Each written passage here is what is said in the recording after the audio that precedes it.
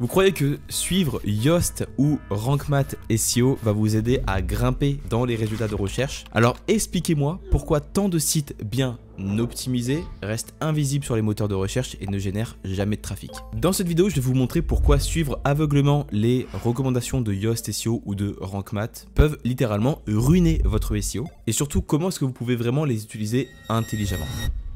J'ai déjà audité des sites où on me disait justement, t'inquiète pas Victor, on a Yoast SEO et tous les voyants sont au vert. Pourtant on comprend pas pourquoi ça génère pas de trafic. Et j'avais bien vérifié partout, effectivement tous les feux verts étaient partout, la lisibilité était parfaite selon Yoast SEO, le mot-clé principal répété 5 fois parce que attention sinon ça va pas, et résultat, eh ben, ils étaient en 78e position. Pourquoi ça? Parce qu'en fait Yoast SEO c'est un GPS qui va vous aider dans l'itinéraire standard, mais c'est pas celui qui va vous faire grimper jusqu'à la première page. Pourquoi ces plugins ou ces extensions peuvent littéralement vous tromper? On parle de Yoast SEO, de RankMath, mais il y en a plein d'autres également qui sont également sur Shopify par exemple, et ils ont tous ces mêmes problèmes communs. Ils pensent à votre place, mais pas comme Google. En fait, ils ont des critères qui vont être complètement figés. Est-ce que le mot-clé va être dans la balise H1? Ok, check. La densité, est-ce qu'elle est correcte? Ok, check. La métadescription? Ok, check. Mais Google, lui, si c'était aussi simple, tout le monde serait premier. On en a déjà parlé quand on parlait notamment des différents algorithmes de Google qui vous avaient vachement plu d'ailleurs.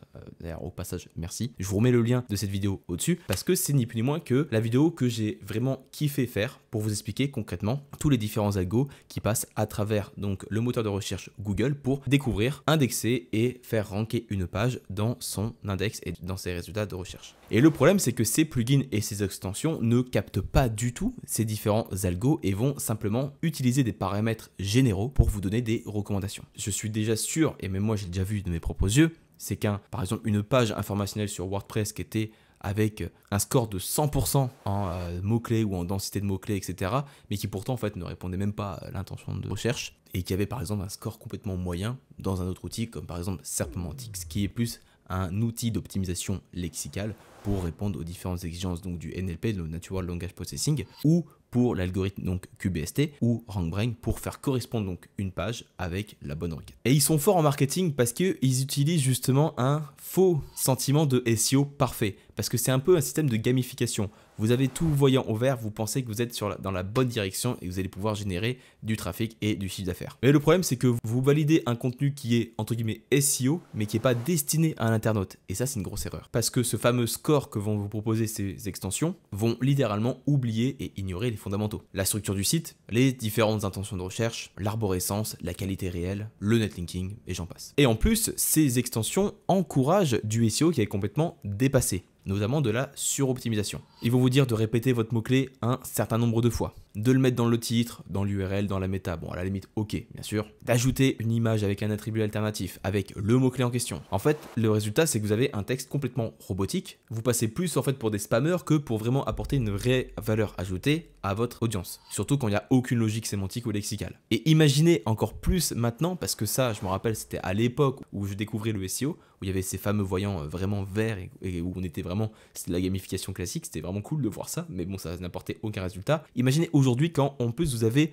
l'IA qui vous permet d'aller encore 10 fois plus vite. Parce que je peux vous assurer qu'il y a peut-être 8-10 ans en arrière, quand moi j'ai commencé, il n'y avait pas de ChatGPT, il n'y avait pas d'IA. Il y avait déjà des arrivées de GPT-2 qui commençaient à faire un petit peu, qui commençaient à arriver globalement, mais c'était très très léger et c'était pas du tout très qualitatif par rapport à aujourd'hui. Et directement, quand vous deviez par exemple optimiser une page ou refaire votre page, etc., c'était vraiment à la main. Alors oui, ces extensions vous font gagner un petit peu de temps pour vous mettre un petit peu les paramètres classiques en avant, mais globalement c'était très limité. Parce que les extensions et les plugins vont également, donc en quatrième élément, c'est qu'ils vont ignorer l'ensemble du site. Eux, ils bossent page par page. Et vous savez très bien maintenant que vous suivez la chaîne assidûment que une page qui n'a pas forcément par exemple de maillage interne, rien que ça, ou qui est dans une mauvaise structure, dans une mauvaise architecture, qui a des mauvaises fondations techniques dans un site global, c'est pas une page qui va ranker et c'est totalement normal. Comment le PageRank est maîtrisé, comment il est transmis, comment est-ce que ça a été réfléchi en amont? Pas du tout, les extensions ne peuvent pas forcément faire ça. Est-ce que ça apporte une profondeur au site? Est-ce que ça crée une cannibalisation avec une page existante? Est-ce qu'elle est crawlée? Est-ce qu'elle est indexée? Bref, autant de trucs en fait que les extensions ne peuvent pas forcément gérer. Bon, et surtout, à la fin, est-ce que c'est une page qui va vous générer du chiffre d'affaires? Parce que honnêtement, la majorité des cas, ça va être des articles de blog fameux classiques de articles. qui vont pas forcément vous apporter de réels résultats d'un point de vue business. Un autre élément aussi que ces extensions ne prennent pas en compte, ils ne pensent pas du tout UX, CTR ou signaux comportementaux. Alors qu'on sait qu'aujourd'hui c'est quand même très important. Parce que lui, ce que va voir l'extension ou le plugin, c'est du texte brut, c'est de l'HTML. Sauf que le problème, c'est que vous comme moi, vous êtes des humains. Vous avez des émotions, vous avez des frustrations, vous avez des désirs, des peurs, etc.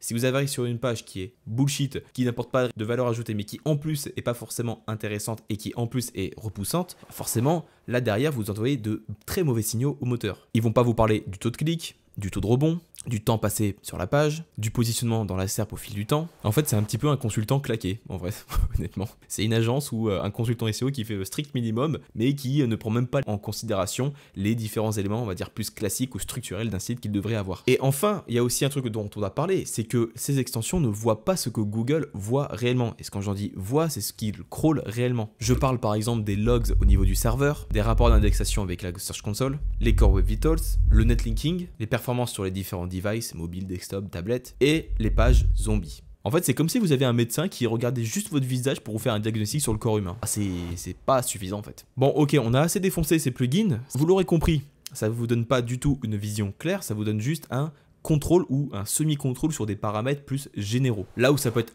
approximativement intéressant, c'est plus pour le SEO on-page, pour une page. Je pense notamment juste en fait à avoir accès aux différents balises méta, donc la title, le H1, etc., la balise méta description, vraiment des éléments plus classiques que n'importe qui peut maîtriser. Mais si vous voulez vraiment mettre en place une stratégie SEO, vous avez besoin d'être un vrai stratège et pas forcément juste de suivre des recommandations d'extension ou de plugins. Et c'est ni plus ni moins que ce que je vous propose aujourd'hui, c'est que si vous voulez aujourd'hui développer votre site, avoir plus de visibilité, aller chercher plus de clients ou de prospects, vous avez un lien, le premier lien dans la description qui vous permet d'entrer en contact avec moi. Ce que je fais, c'est simple, c'est que si votre projet est intéressant et que vous êtes vraiment prêt à investir, je vous fais un pré-audit complètement offert et je vous envoie tout ça en vidéo pour vous faire déjà une première idée de comment est-ce que moi je peux vraiment vous aider à aller chercher plus de business via le SEO. Et si on se concentre un petit peu plus sur WordPress, entre Yoast et Rank Math, lequel est le moins pire? Yoast, c'est un petit peu la solution par défaut. Pour être totalement transparent, quand j'ai de nouveaux sites sur WordPress, je mets Yoast systématiquement parce que c'est ce que je fais depuis 10 ans. Est-ce que je suis ces recommandations? Pas du tout. C'est juste que je connais bien l'outil et donc ça me permet d'accéder rapidement à ce que je veux. À savoir juste faire du SEO on-page de manière classique, balise title comme j'ai dit juste avant, d'avoir juste accès aux fichiers robots.txt et encore maintenant on peut passer par d'autres moyens. Bref, c'est vraiment en fait pour avoir juste une simplicité dans mes actions, mais c'est pas du tout exhaustif et pour moi c'est tellement logique en fait, normal, mais ce que je veux dire c'est que je ne suis pas du tout les recommandations que vont faire ces extensions. Yoast, c'est encore une fois la solution par défaut. Bon, c'est ok pour les débutants. C'est vraiment une simplicité extrême, ça c'est vrai que c'est cool. C'est une bonne base en fait pour gérer vraiment les balises méta, le fil d'Ariane, le sitemap XML et le fichier robot.txt. Bon, il y a des mises à jour régulières qui sont stables, etc. Bon, c'est ok. Bon, par contre, en version gratuite, c'est très limité. Et encore, même sur la version premium, c'est encore du SEO très pauvre, très classique, qui va pas forcément vous apporter une réelle fondation solide. Et le pire, c'est que cette fameuse gamification, qui est très cool en fait pour l'esprit humain, ça vous fait croire en fait que ça vous suffit à ranker. Et le problème c'est que ce n'est pas le cas. Rank Math à l'inverse est un petit peu plus avancé pour le coup. Donc on a des fonctionnalités, on a une interface un petit peu plus moderne et surtout modulaire. En gros, vous choisissez un petit peu ce que vous voulez activer. Il y a une intégration avec Google Search Console et Google Analytics et même l'indexation instantanée avec Bing. Bon, ça à la limite c'est ok, c'est cool. Il y a une analyse SEO plus détaillée que Yoast. Le seul problème à l'inverse ici, c'est que pour de nombreux débutants qui ne connaissent pas du tout le SEO, même ces différentes métriques,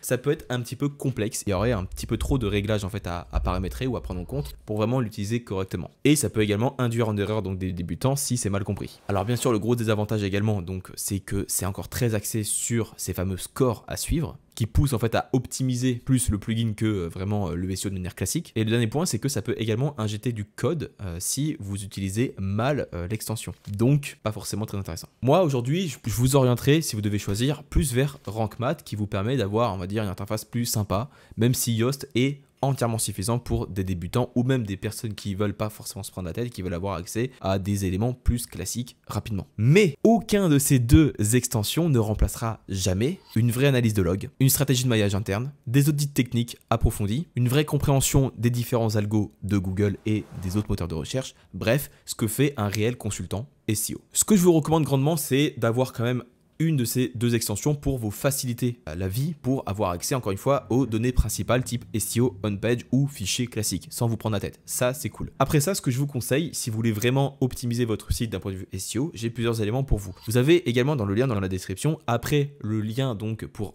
bosser avec moi, vous avez différents onglets à la fin qui vous proposent notamment une checklist d'audit SEO qui est complètement offerte. C'est une checklist que j'avais fait et que je vous propose justement pour auditer de manière très simple votre site pour détecter des éléments qui pourraient être bloquants pour votre site. Alors bien sûr, à chaque fois, ça vous met par exemple l'outil que je vous recommande pour trouver la solution ou du moins la question à laquelle vous devez y répondre, ou l'erreur en question, comme ça vous permet de gagner un maximum de temps. C'est déjà une première étape pour avoir un site un petit peu plus optimisé que simplement des recommandations que pourraient vous faire donc ces extensions donc comme Yoast SEO ou Rank Math. J'espère que la vidéo vous a plu, n'hésitez pas à laisser un petit like si vous l'avez aimé, à commenter pour me dire si vous utilisez ces extensions ou si vous ne les utilisez pas du tout. Et si vous les utilisez encore aujourd'hui, je serais curieux de savoir pourquoi, quels sont les éléments qui vous attirent en tout cas, et n'hésitez pas à vous abonner si vous voulez plus de vidéos sur le SEO comme d'habitude. J'espère en tout cas que cette petite vidéo plutôt rapide vous a emballé en tout cas. Et je vous dis à la prochaine pour une prochaine vidéo sur le SEO. C'était Victor. Merci pour votre fidélité.